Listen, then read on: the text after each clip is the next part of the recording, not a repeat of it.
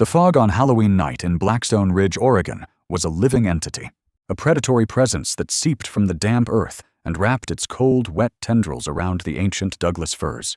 It coiled through the skeletal ruins of the St. Giles Church, a jagged maw of black stone gaping at a sky the color of a fresh bruise.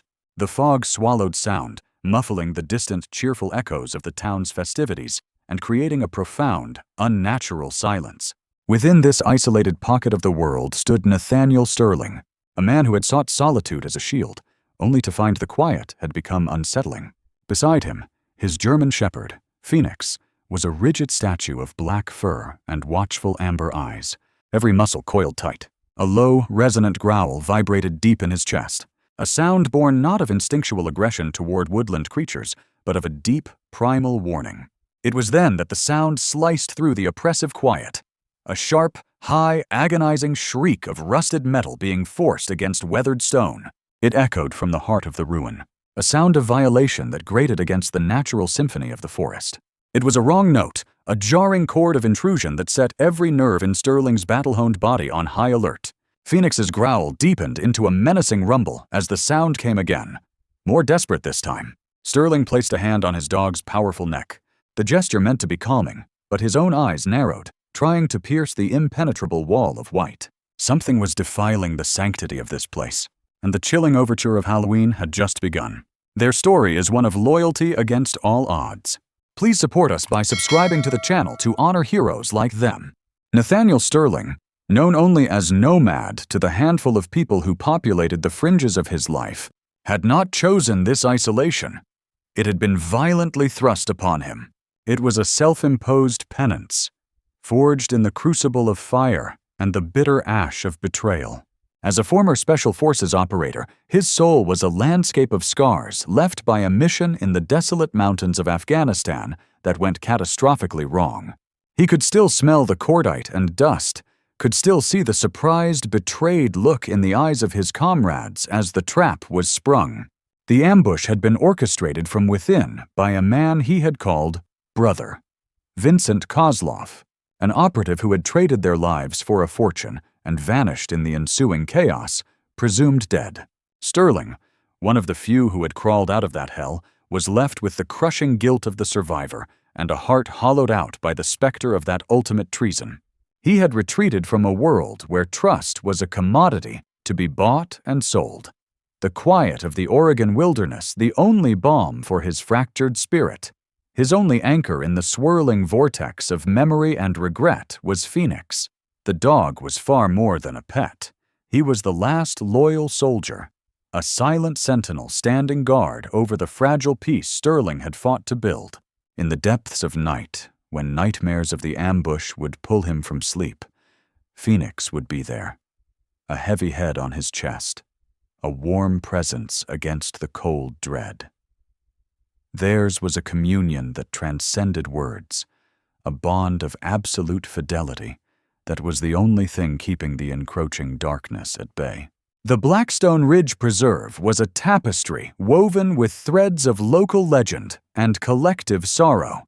Its somber centerpiece, the St. Giles Church, had been a Gothic marvel before a mysterious fire consumed it 50 years prior, leaving a blackened stone shell as a monument to a past that refused to be forgotten. Whispers among the townsfolk spoke of a labyrinthine network of catacombs and smugglers' tunnels that snaked beneath its foundation, a hidden world sealed off from memory. For Mrs. Catherine Blackwood, a woman of 78 whose gentle eyes held the accumulated history of the region, the ruin was not a place of fear, but of solemn beauty. She was its unofficial historian and devoted caretaker, her gnarled hands often tending to the wildflowers she planted among the tilting tombstones, a quiet act of defiance against decay. On this particular Halloween, her heart swelled with a quiet joy as she watched her granddaughter, Lily, and her two friends, Marcus and Emma, darting among the fireflies at the edge of the cemetery. Dressed as a tiny ghost, a brave knight, and a miniature witch, their innocent laughter was a bright, hopeful melody against the encroaching dusk. She found comfort in the thought that the long-dead parishioners were smiling down upon the children, completely unaware of the malevolent shadow that was silently stirring from the cold, stone heart of the abandoned sanctuary. The grating, metallic shriek that had unsettled Sterling now seemed to rise in pitch, culminating in a sharp clang before being swallowed by a silence that was even more profound and menacing than before. The very air felt heavy, charged with an unspoken threat. Just as Sterling decided he could no longer ignore the violation of his sanctuary, a figure erupted from the thick fog, stumbling with a frantic, desperate energy. It was Mrs. Blackwood. But the serene, gentle woman from earlier was gone. In her place was a specter of pure terror, her face a mask of disbelief, her breath tearing from her lungs in ragged, painful sobs. She collapsed against him, her grip on his arm possessing a strength born of sheer panic. "They're gone," she gasped, the words a raw, broken whisper. "Lily, the children, they're gone." A trembling hand pointed toward the hulking, darkened silhouette of the church. One moment they were there, their laughter echoing through the tombstones as they played hide-and-seek. The next, there was only silence. A cold dread, sharper and more piercing than any shrapnel, punched through Sterling's carefully constructed defenses. He looked from Mrs. Blackwood's anguished face down to Phoenix.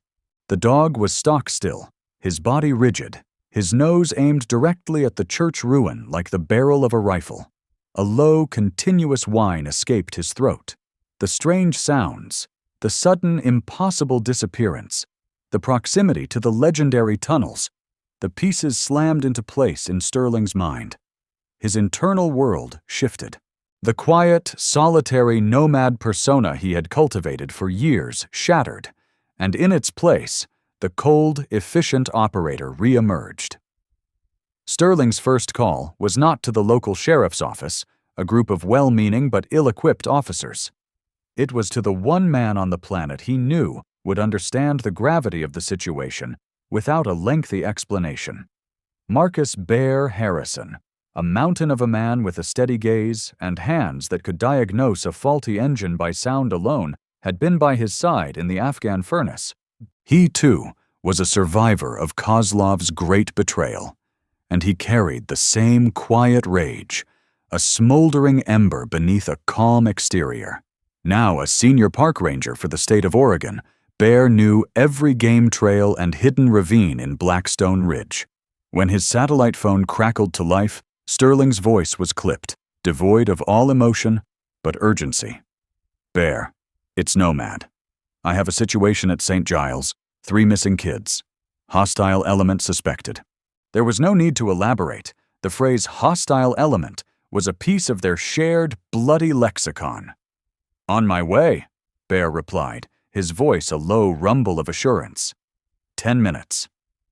The arrival of Bear's rugged Park Service truck, its tires churning through the mud, was a tangible relief in the rising storm. The two men didn't embrace. They clasped forearms, a brief, powerful gesture that spoke of shared history and unwavering allegiance. Bear's presence was a steadying force, his grizzled beard and watchful eyes a stark contrast to Sterling's lean intensity. He listened to the brief report, his gaze sweeping the tree line, his mind already processing tactical angles. "Feels like old times," Bear murmured, his voice grim, just colder and wetter. As the two veterans began to map out their initial search pattern, another vehicle, a sensible all-wheel drive sedan, navigated the slick track with cautious precision. A woman emerged, her expression a mixture of academic curiosity and genuine concern. She introduced herself as Dr. Elena Rodriguez, an archaeologist from the State University. For months, she had been engrossed in a survey of the St. Giles ruins, captivated by the persistent local legends of the subterranean network. Having heard the panicked chatter about missing children on her research scanner and recognizing the potential connection to her work, she felt a moral obligation to offer her expertise. Dr. Rodriguez was an island of calm, scientific reason in the swirling emotional storm. Unrolling a series of brittle, age-browned parchments on the hood of her vehicle, she shielded them from the driving rain with a clear plastic sheet. They were copies of the original 19th-century church blueprints. "These are the official plans," she explained, her finger tracing a network of lines that depicted cellars and a small crypt. "But they're incomplete. Local lore, family diaries, they all suggest the network is far more extensive. They speak of smugglers' tunnels connecting to the old quarry, of hidden chambers used during Prohibition. This place has secrets." Her information was a critical breakthrough, transforming a blind search into a targeted infiltration. She provided them a map, however flawed, to a subterranean world where a modern monster was now holding its innocent prey. Their mission began under the assault of a hostile sky. The persistent drizzle had unleashed its full fury, transforming into a torrential downpour that turned the forest floor into a treacherous soup of mud and slick, decaying leaves. It hammered on the hoods of their jackets with a relentless, drumming rhythm, and an icy chill began to seep into their bones. A disorienting fog, thick as cotton and twice as blinding, rolled in from the valley, swallowing the towering firs and reducing visibility to an arm's length. Every footprint was erased the instant it was made. The natural world had become an adversary, a fortress of rain and mist protecting whatever darkness lay within the church. For Sterling and Bear, men trained to master their environment, it was a deeply frustrating, near impossible challenge. But for Phoenix, it was merely an obstacle to be overcome. On a quiet command from Sterling, "Find them," the German shepherd went to work. He moved with a sublime purpose that bordered on the supernatural, his powerful nose held low to the earth, dissecting the cacophony of scents being washed away by the deluge. He disregarded the familiar trails of deer and fox, his focus absolute and unwavering. He became a living compass, a biological tracking system that mocked the limitations of human senses. He would pause, his magnificent head lifting to test the currents of the wind, his ears pivoting independently, before altering his course with an unhesitating certainty. He was a black shadow flowing through the gray gloom, a testament to pure, unadulterated instinct, reading a story that the storm was desperately trying to tear apart. As they pressed closer to the crumbling perimeter of the old church, a new and far more sinister layer of their prison revealed itself. Bear, attempting to establish a communication line with the county sheriff for eventual backup, swore under his breath and smacked the side of his radio. It responded with a harsh, grating static, an aggressive electronic shriek that had no place in the natural world. Sterling immediately checked his own military-grade communicator, a device designed to work in the most extreme conditions, and was met with the same impenetrable wall of white noise. "That's not the storm," Bear stated, his voice a low, grim rumble that was barely audible over the rain. "That's a wideband jammer. Professional grade."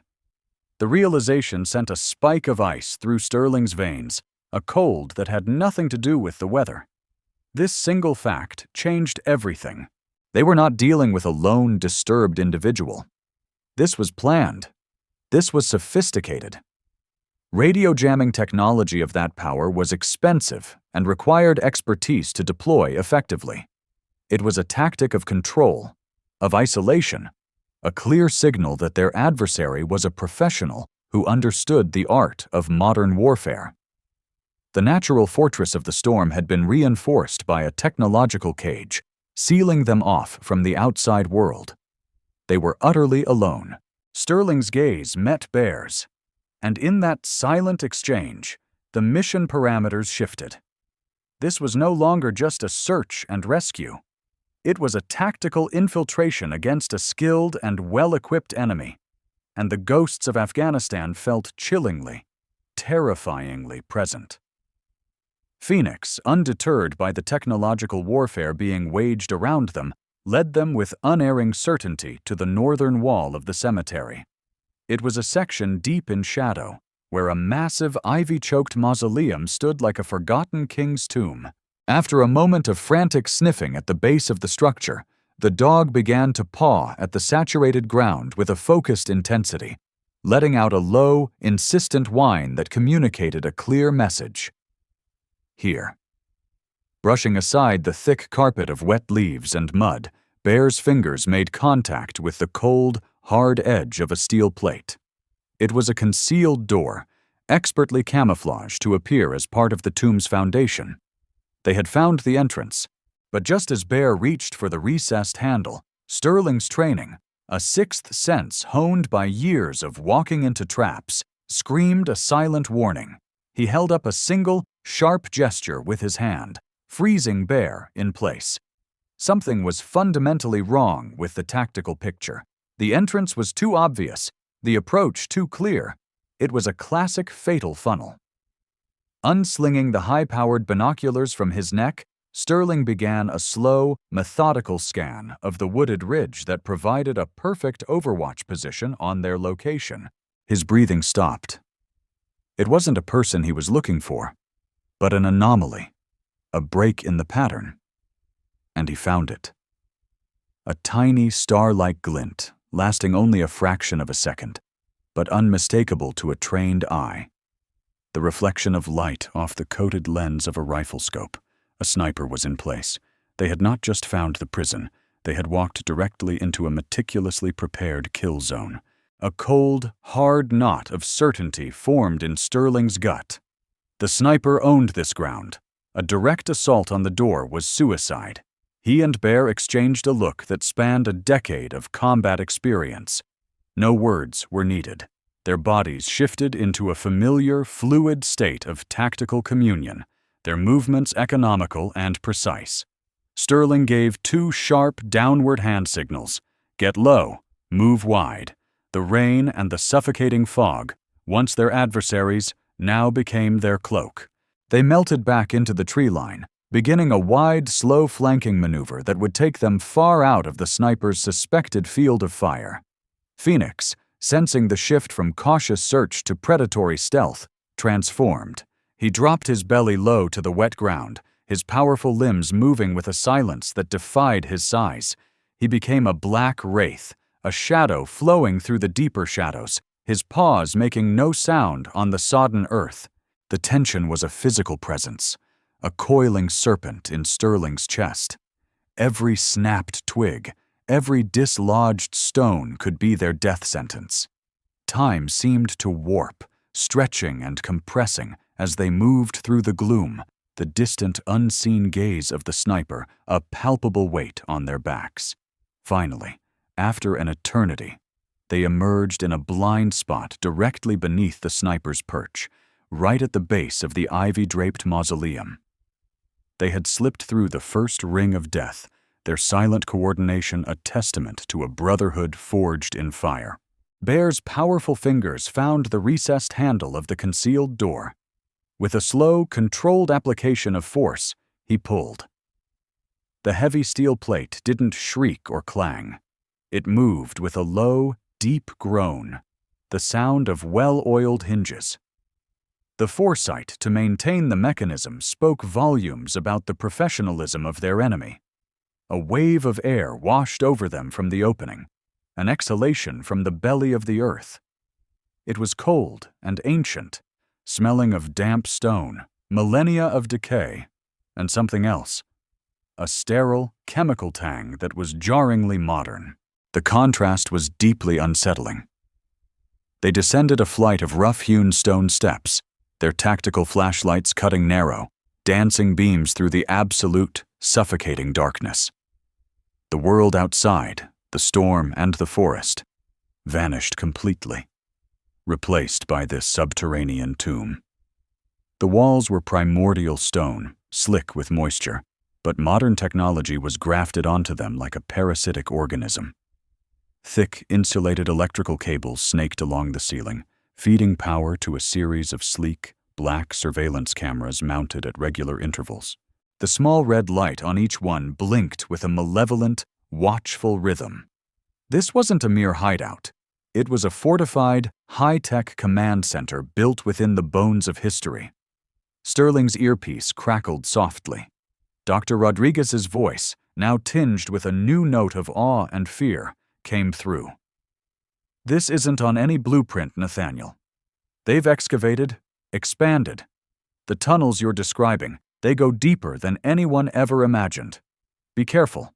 Your map is already obsolete." As they moved deeper into the labyrinth, following a primary conduit of cables, they rounded a sharp corner and came face to face with a patrolling guard. There was a split second of mutual shock, but instinct and training took over. There was no time for gunfire. Sterling and Bear moved as one, a seamless blur of violent, controlled motion honed over countless hours of close-quarters combat drills. Bear drove a hard shoulder into the man's chest, knocking him off balance and into the stone wall, while Sterling moved in from the side, disarming him and applying a chokehold that rendered him unconscious in seconds. The entire encounter was over in less than 5 heartbeats, a silent, brutal ballet. As Sterling bound the guard's hands, his flashlight beam caught something on the man's tactical vest. It was a patch, the familiar insignia of their old Special Forces unit. His heart seized. But there was a grotesque modification. A single, thick line of black paint had been crudely slashed through the center of the emblem. It was a symbol of desecration, Kozlov's signature mark, a cynical defacement of their oath that he had used as a dark, private joke back in Afghanistan. A wave of ice and fire washed over Sterling, the past slamming into the present with the force of a physical blow. His eyes met Bear's. The big man's face was carved from granite, his jaw set in a line of pure fury. The mission to save 3 innocent children had just irrevocably fused with a 10-year-old blood debt. Their pace quickened, fueled by a new, personal urgency. They entered a long, straight corridor that felt unnervingly exposed. Sterling's instincts, sharpened to a razor's edge by years of walking into kill zones, screamed trap. But before he could even signal a halt, Phoenix stopped dead, planting his paws so firmly he skidded slightly on the damp stone. The dog let out a low, barely audible whine, a sound of intense warning, and lowered his head, sniffing at a specific point on the floor just ahead. He refused to move forward, his body a rigid barrier. Bear, understanding the dog's infallible senses, crept forward and used a small, polished steel mirror from his survival kit to peer around the corner of the floor ahead. The reflected image revealed the faint, almost invisible shimmer of a monofilament tripwire stretched ankle-high across the passage, connected to a pressure plate hidden beneath a thin layer of dust. A classic IED setup, expertly placed. Further on, they encountered another long hallway. This time, Phoenix stopped and stared intently at the walls, his ears pivoting as if tracking the movement of unseen insects. His focus was so absolute that Sterling switched his flashlight to a different spectrum. Immediately, the corridor lit up with a ghostly web of faint red lines, a crisscrossing grid of infrared laser beams, undoubtedly tied to a silent alarm or something far worse. Phoenix was not merely a companion. He was a living, breathing, 4-legged countermeasures system, his senses a shield against the deadly technology of their foe. In this cold tomb of stone and steel, his loyalty was their most potent weapon. They found a junction room, a hub where multiple tunnels converged, clearly serving as a makeshift command post. A ruggedized laptop sat open on a folding table, its screen displaying a rotating series of camera feeds from deeper within the complex. Beside it, a military-grade radio, left on and unattended, crackled to life. The jamming effect was weaker this deep underground, allowing a fragmented signal to break through. A voice cut through the static, an accent that was both cultured and laced with a faint, chillingly familiar Eastern European inflection. It was a voice Sterling would recognize even in the depths of hell. It was Kozlov. He was not talking about the children. His tone was one of pure, cold annoyance, directed at an underling on the other end of the line. "The delay is unacceptable." Kozlov snapped. "The buyer is on a strict schedule. The shipment must be ready for transfer by 0400. There was a pause. Then, his voice dropped, becoming flat and devoid of any emotion. "This local problem, the children, they were not part of the plan. An unfortunate complication. See to it that they are silenced before the transfer. No witnesses." The words hit Sterling with the force of a physical blow. Silenced. The children were not hostages for ransom. They were inconvenient witnesses to a much larger, more monstrous criminal enterprise. Their lives had been assigned a deadline.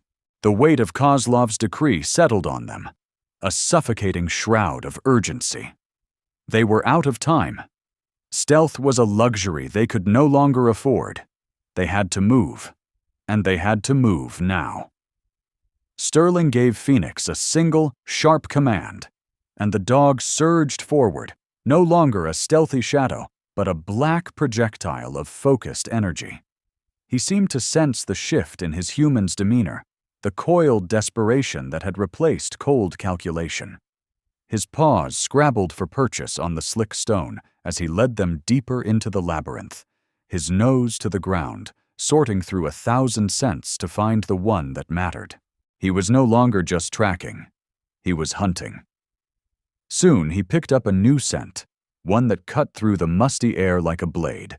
The acrid, unmistakable smell of fear, the scent of the terrified children. He followed it with a renewed, almost frantic vigor, his low whines now becoming more frequent, more urgent. He led them down a narrow, dead-end corridor and stopped abruptly before a heavy, reinforced steel door. Unlike the ancient stone around it, the door was modern, fitted with a glowing electronic keypad.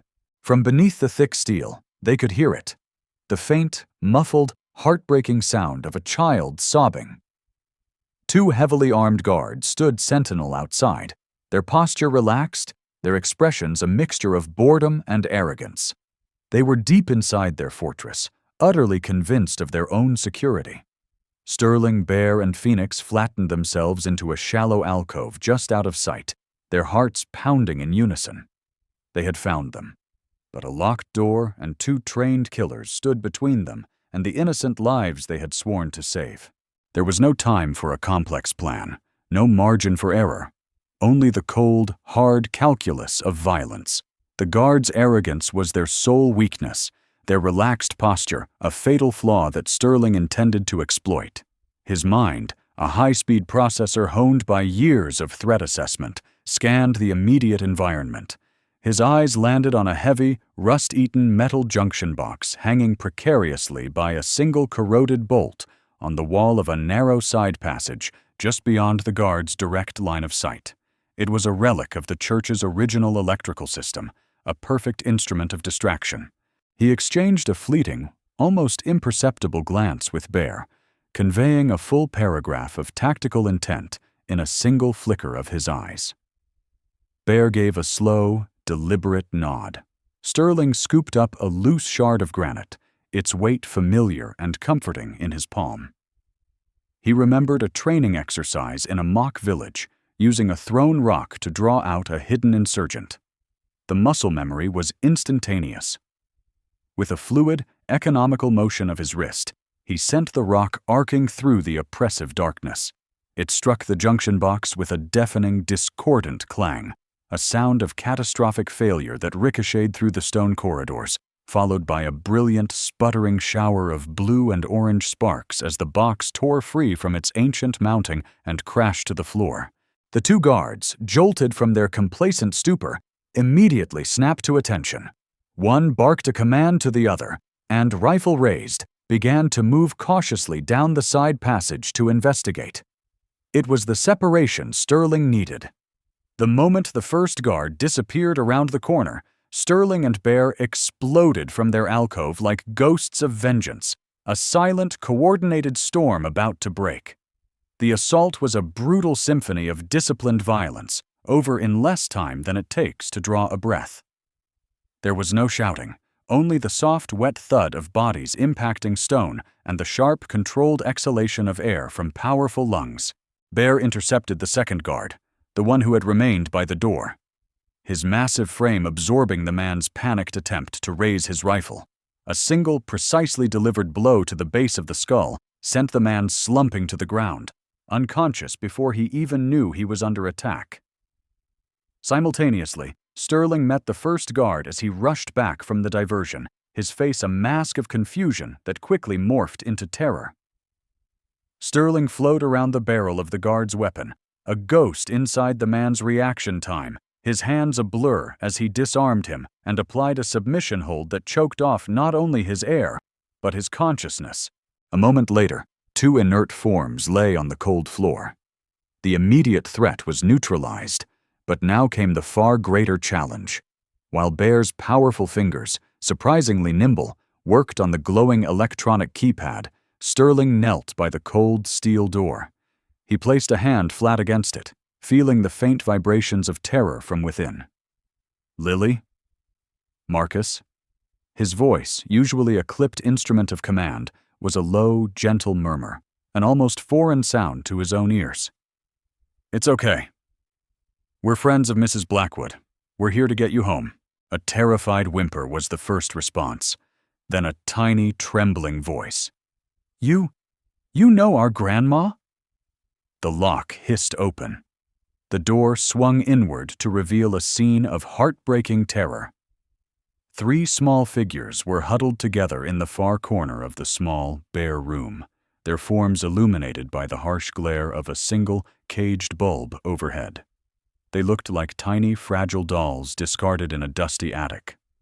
Lily, the little ghost, had her arms wrapped around the youngest, Emma, who was staring into the middle distance with wide, unseeing eyes, her mind having retreated to a place no one could reach. Marcus, the brave little knight, was shaking uncontrollably, his plastic sword lying forgotten on the floor beside him. Sterling's heart, a fortress of scar tissue built over a decade of loss, felt a deep, painful crack.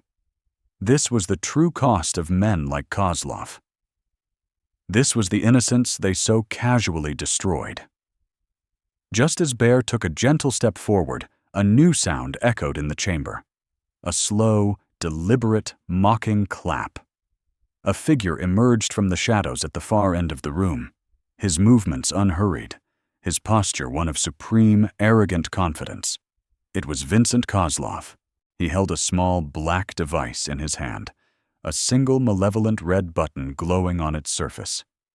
"Sterling," he purred, his voice a smooth, cultured baritone that Sterling had heard countless times in his nightmares. "I had a feeling it would be you. Still chasing ghosts, old friend? Still tilting at windmills for a cause that died with our comrades?" He took a step closer, a cruel smile playing on his lips. "You see, while you were clinging to your archaic notions of honor, I was building an empire. You chose a flag and a lifetime of regret. Now, who do you suppose made the smarter choice?" He raised the detonator. "I have charges placed on every load-bearing pillar on this level. One push, and we all join your sainted brothers in that great empty void. Drop your weapons. Now." The psychological venom in Kozlov's words was more potent than any poison. For a terrifying, heart-stopping fraction of a second, Sterling saw them, the faces of his fallen brothers, laughing in the Afghan sun just hours before Kozlov's betrayal sent them to their graves. The weight of his failure, the crushing burden of his survival, pressed down on him, and his resolve wavered. His grip on his weapon slackened. Kozlov saw it, his smile widening in triumph. But then, a low, rumbling growl from beside Sterling cut through the hypnotic spell. It was Phoenix. The dog's entire being was focused on the source of the threat to his master. But his brilliant canine mind was not processing the situation as a human would. He didn't see a man holding a button. He saw a predator who had wounded his pack leader. He saw the shift in Sterling's posture, the momentary weakness, and his protective instincts surged into an act of tactical genius. Kozlov, dismissing the animal with a contemptuous sneer, shifted his weight to take a more dominant stance. It was the last mistake he would ever make. In a blur of black fur and righteous fury, Phoenix exploded forward. He didn't lunge for the hand holding the detonator, the obvious target. Instead, he launched himself low, his powerful jaws closing with the force of a hydraulic press on Kozlov's left kneecap, the leg that was bearing his full weight. The sound of shattering bone, a sickening, wet crack, echoed in the chamber, drowned out by Kozlov's high-pitched, incredulous scream of pure, undiluted agony. His leg buckled, his body crashed to the unforgiving stone floor, and the detonator flew from his spasming grasp, skittering into a dark corner like a dead insect. With the threat of the detonator neutralized, the chamber descended into a primal struggle for survival. Kozlov, his face a contorted mask of pain and disbelief, fumbled for a sidearm holstered at his hip, but Sterling was already on him, a whirlwind of focused, avenging fury. This was not a clean, cinematic fight. It was a raw, ugly, deeply personal war waged on the cold, unforgiving stone. It was a clash of ideologies played out with bruised knuckles and desperate, grunting exertions. Every block Sterling executed was a defense of his fallen brother's memory. Every brutal punch he landed was a reclamation of a decade of stolen justice. Kozlov, even with a shattered leg, was a cornered, feral animal, his movements fueled by pure desperation. He fought dirty, a thumb gouging for Sterling's eye, a knee striking for the groin. But Sterling fought with the crushing weight of a decade of nightmares behind him. He wasn't just fighting for his own life, or for the children cowering behind Bear. He was fighting for the souls of the men Kozlov had sold for profit. The sickening thud of fists on flesh, the desperate scrabbling for purchase on the slick, damp floor, the ragged, desperate gasps for air. It was the final, bloody conversation between two men who had once worn the same uniform. A conversation that could only end when one man's will was completely and utterly broken. The brutal fight reached its crescendo as Sterling, fueled by a righteous fire, finally gained the upper hand, pinning a struggling, cursing Kozlov to the floor. But in this subterranean tomb, victory was a fleeting, treacherous illusion. One of the guards whom Bear had neutralized, the one who had gone to investigate the diversion, began to stir from his concussion-induced slumber. His vision was a blurry, swimming mess. But through the haze, he saw his leader pinned, and years of ingrained loyalty overrode his pain. With a guttural groan of supreme effort, he began to crawl, dragging his injured body across the stone toward a large, ominous red lever on the far wall. The panel was marked with a universal symbol that sent a fresh spike of dread through Sterling's heart. A stylized flame. It wasn't an alarm. It was a self-destruct mechanism of the most sadistic kind. With his last ounce of strength, the guard hooked his fingers around the lever and pulled it down. There was a loud, protracted hiss, and from a series of nozzles embedded in the ceiling, a fine, clear mist began to spray down upon them all. For a split second, Sterling thought it was a halon fire suppression system. But then the cloying, sickly sweet chemical scent hit his nostrils. It was an accelerant. Before he could even form a shout of warning, a series of pilot lights along the ceiling ignited with a soft, collective whoosh, and the entire chamber, the corridor, their world, erupted in a cataclysmic firestorm. The inferno was absolute, a living, breathing monster that devoured oxygen with a deafening roar and spat out thick, black, choking smoke. "Get them out!" Sterling screamed at Bear, his voice raw and cracking from the instantaneous, searing heat. The big man needed no encouragement. In that moment, he ceased to be a soldier and became a living shield, a human bulwark against the apocalypse. He ripped off his heavy-duty, flame-retardant ranger jacket and threw it over the three huddled children, cocooning them under its protective canopy. "Stay with me," Keep your heads down and follow my voice," he yelled, his deep baritone a calming anchor in the terrifying, roaring chaos. He herded them away from the heart of the blaze, back down the corridor they had come from, his massive frame absorbing the scorching heat that was already causing the stone walls to sweat. Lily and Emma were screaming now, their terror finding voice. But Marcus, the little knight, his fear momentarily burned away by the sheer sensory overload, clung to Bear's leg, his knuckles white. Sterling, meanwhile, was locked in a final desperate struggle with Kozlov, who was now laughing, a wild, unhinged, cackling sound that was almost more terrifying than the fire itself. "If I burn, you burn with me, Sterling. We all join our sainted comrades together." With a final concussive blow that silenced the madman's laughter, Sterling quickly bound his hands and slung the unconscious villain over his shoulder like a sack of grain. He would not grant Kozlov the easy escape of a fiery death. Justice demanded he face the world he had so gleefully tried to destroy. The main corridor, their only known path to the surface, was now a solid wall of impenetrable flame. The ceiling above them groaned and protested, cracking under the thermal stress and raining down glowing chunks of burning debris and superheated rock. A profound despair, thick and black as the smoke filling their lungs, began to creep into Sterling's heart. They were trapped. They had won the battle, only to be consumed by the tomb itself. Dr. Rodriguez, who had remained near the entrance with a short-range radio, her voice tight with panic, confirmed their worst fears.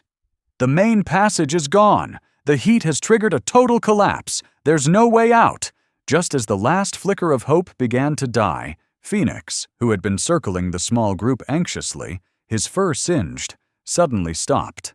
He let out a series of sharp, authoritative barks and began to claw frantically at a section of the wall that looked no different from the rest. It was solid, ancient stone, unyielding, and eternal. "Phoenix, no, heel!" Sterling yelled, thinking the dog was panicking, his training breaking down under the stress. But Phoenix ignored the command, his claws scrabbling against the rock with a desperate, focused intensity, his barks becoming more demanding, more insistent. Bear, whose trust in the dog's senses now bordered on religious faith, pushed his way through the swirling smoke. He placed his gloved hand on the wall where Phoenix was digging. His eyes widened. "I feel it," he choked out, his voice a hoarse rasp. "A draft! There's air coming from here." It was a ventilation shaft, an old forgotten lung of the original 19th century church, a passage not marked on any map, a detail lost to history. Phoenix hadn't been looking for an exit. He had been sniffing for life, for a single, precious thread of clean, cold air. Using the hardened steel butt of his rifle like a battering ram, Bear smashed at the mortar and stone surrounding the faint draft. The ancient masonry, weakened by a century of moisture and now superheated by the fire, crumbled away with surprising ease. He cleared a small, jagged opening, just large enough for a person to squeeze through. It led into a shaft of absolute, primordial blackness. "Go! Now!" Sterling yelled, pushing a hesitant Dr. Rodriguez and a coughing Bear towards the hole. Bear guided Lily and Emma through, their small, terrified sobs echoing in the narrow space. But Marcus, the little knight, was frozen. He stood staring into the suffocating darkness of the shaft, his small body trembling violently, his face a mask of paralyzing, catatonic terror. "I can't," he whimpered, shaking his head. "It's dark. There are monsters in there." No amount of shouting or encouragement from the adults could break his paralysis. The fire was closing in, its roar growing louder, the heat becoming unbearable.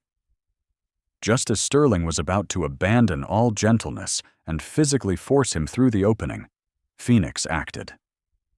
The dog pushed past Sterling and gently, insistently, nudged his wet nose into the boy's small, clenched hand. He didn't bark or growl.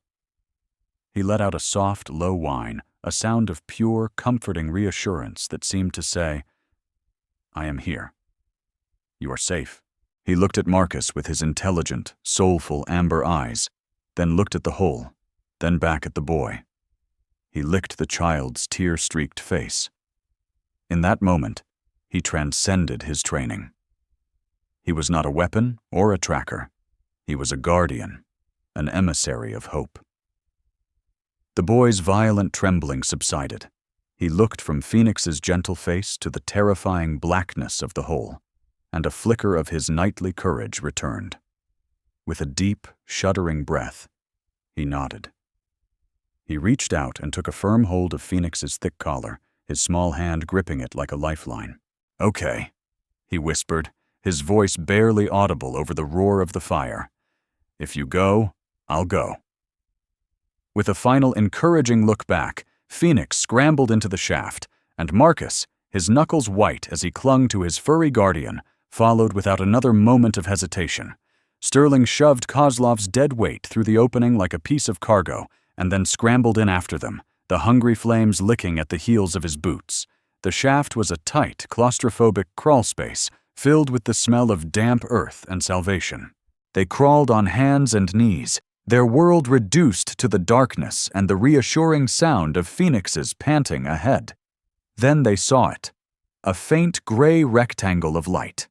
With a final desperate burst of adrenaline-fueled energy, they burst out of the side of a small hillock and tumbled onto the blessed, cold, wet grass of the cemetery. The ground beneath them shuddered violently, and a deep, guttural roar erupted from the earth as the entire subterranean complex collapsed in on itself. A geyser of smoke and flame shot briefly into the night sky before being extinguished by the relentless, cleansing rain. As Sterling hauled the subdued Kozlov to his feet, the clearing was suddenly flooded with the strobing, ethereal dance of red and blue lights. A dozen armed officers, led by a grim-faced Captain Brooks, materialized from the storm, their weapons trained. The final satisfying click of handcuffs closing around Vincent Kozlov's wrists was the only sound that mattered. The immediate aftermath was a surreal tableau of controlled chaos and profound, bone-deep relief.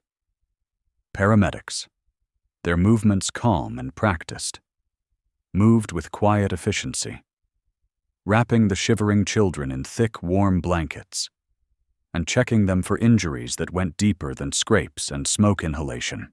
The reunion between Mrs. Blackwood and her granddaughter was a moment of pure, raw emotion that seemed to momentarily silence the storm itself. She didn't speak.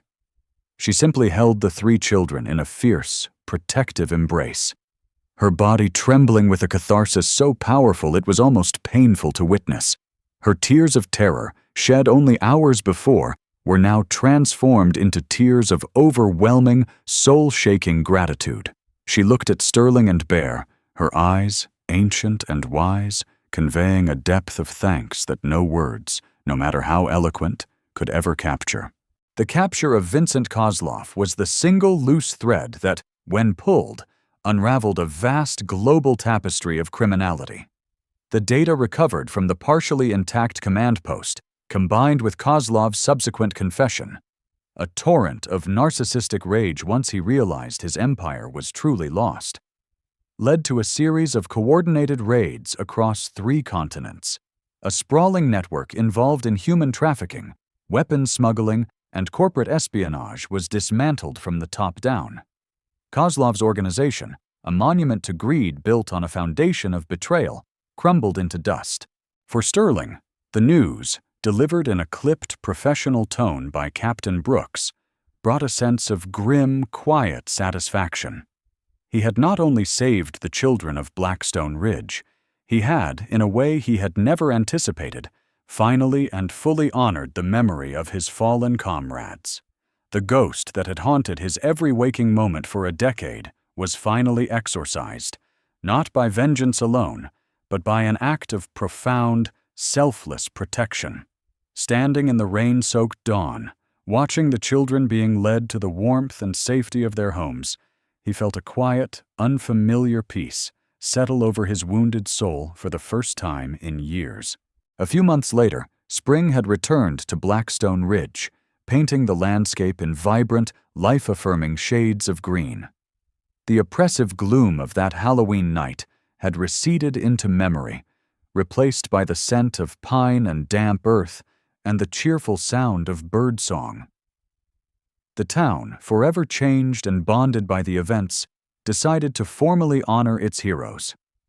In the Central Park, beneath a sky of brilliant, cloudless blue, a special ceremony was held. Sterling, Bear, and Dr. Rodriguez stood quietly to one side, deeply uncomfortable with the public adulation, but understanding its vital importance for the community's collective healing. But the true guest of honor sat patiently at Sterling's feet, his amber eyes scanning the crowd with a calm, regal dignity. When Captain Brooks called his name, and our greatest hero, Phoenix, the magnificent German shepherd trotted forward, his gait proud and steady. The captain, a man not given to displays of emotion, knelt on one knee and fastened a specially commissioned medal for bravery around the dog's thick, powerful neck. The crowd, the entire town, erupted in a spontaneous, heartfelt standing ovation, a wave of love and applause that rolled through the park. Children, including a now bright-eyed and chattering Lily, Marcus, and Emma, broke from their parents' grasp and rushed forward to gently pat Phoenix's head, their small hands conveying a love and gratitude that was pure and absolute. Sterling, who had spent years hiding in the shadows of his own grief, found himself standing in the warm sunlight, surrounded by the very community he had once shunned.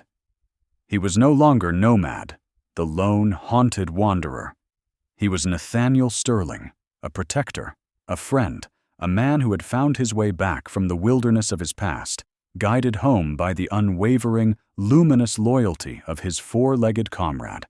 The medal on Phoenix's chest glinted in the sun, a small, shining symbol of a very great love, a testament to a bond that had walked through fire and emerged unbroken. 1 year passed. The seasons cycled through their ancient rhythm, and Halloween returned to Blackstone Ridge. But the fear that had once clung to the edges of the town was gone, replaced by a renewed sense of community and a quiet, watchful vigilance. The story of what had happened at the old church ruin had already woven itself into the fabric of local legend, a cautionary tale that also served as a powerful reminder of the extraordinary courage that dwelled within their ordinary town. The preserve was now more closely monitored, the ruins themselves properly secured and designated a historical landmark, a place of solemn remembrance rather than a den for monsters. On that evening, as a new generation of tiny ghosts and knights filled the streets with joyous, carefree laughter, Sterling and Phoenix walked along their familiar trail at the edge of the forest. They were not on patrol. They were simply enjoying the crisp autumn air, two companions sharing a comfortable silence. The bond between them had deepened in the intervening year, evolving from a shared, defensive solitude into a shared, tranquil peace. Sterling watched Phoenix trot a few paces ahead, his tail held high, a picture of confident contentment in his domain. He looked at his loyal friend, his partner, his savior, and a profound, unshakable truth settled in his heart. Kozlov, with his cynical worldview, had been fundamentally wrong. The greatest strength was not found in power or wealth, but in loyalty. It was the incorruptible force that had rebuilt his shattered soul, the unwavering anchor that had held him steady in the storm of his own making.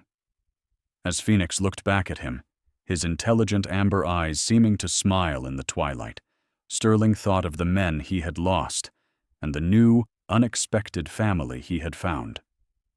"A true comrade," he murmured softly to the quiet woods, his voice filled with a reverence that was almost a prayer, "fights not just beside you in war, but for the very soul you have left. The courage of heroes like Nathaniel and the unwavering loyalty of companions like Phoenix serve as a powerful testament to the best within ourselves, a reminder that even in the darkest of nights, light and love can prevail. What part of Phoenix's heroism touched you the most? We warmly invite you to share your thoughts about these amazing animal companions in the comments section below. Perhaps you have a story of a loyal friend, two-legged or four, who has made a profound difference in your own life.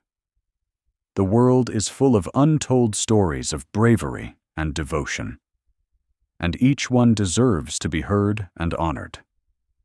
To ensure that more tales of courage and loyalty can reach those who need to hear them, and to pay tribute to the veterans who have sacrificed so much and the animal heroes who stand steadfastly by their side, please consider subscribing to our channel. The journey does not end here. Another story of an unbreakable bond between a hero and his loyal companion awaits. Simply click on the video now appearing on your screen to continue. Thank you for listening, and for honoring the enduring spirit of heroes, both two-legged and four.